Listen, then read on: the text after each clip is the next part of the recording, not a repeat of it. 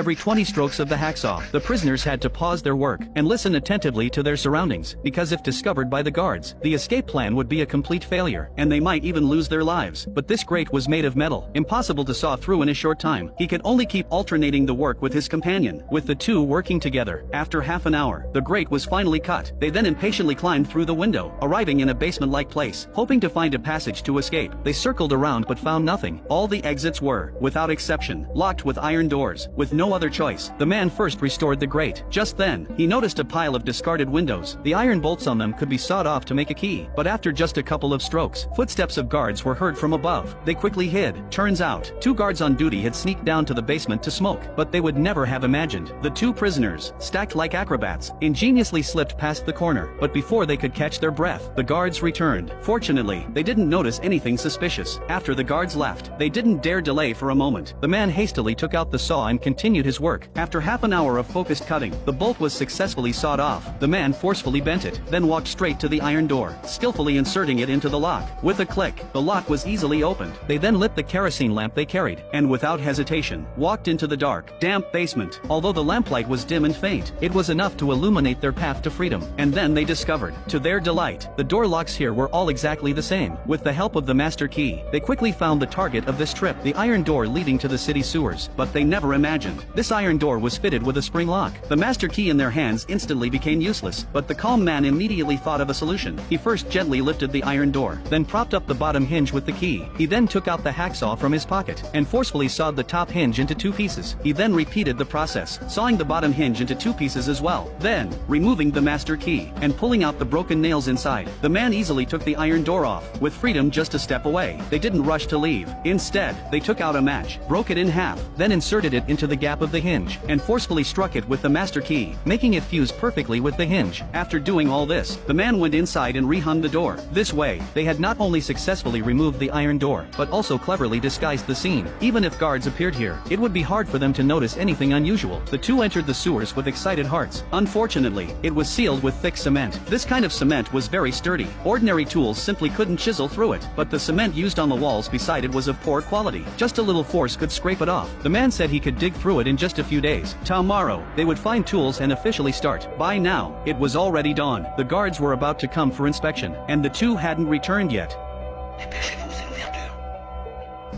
Luckily, they made it back in the inn. After restoring the scene, he and his companion quickly laid back in bed, pretending to be still asleep. The guards didn't notice anything unusual either. After this incident, the man discovered an important problem. They didn't have watches and couldn't tell the time. If the 2 had returned just 10 seconds later, they would have been exposed. To avoid being discovered by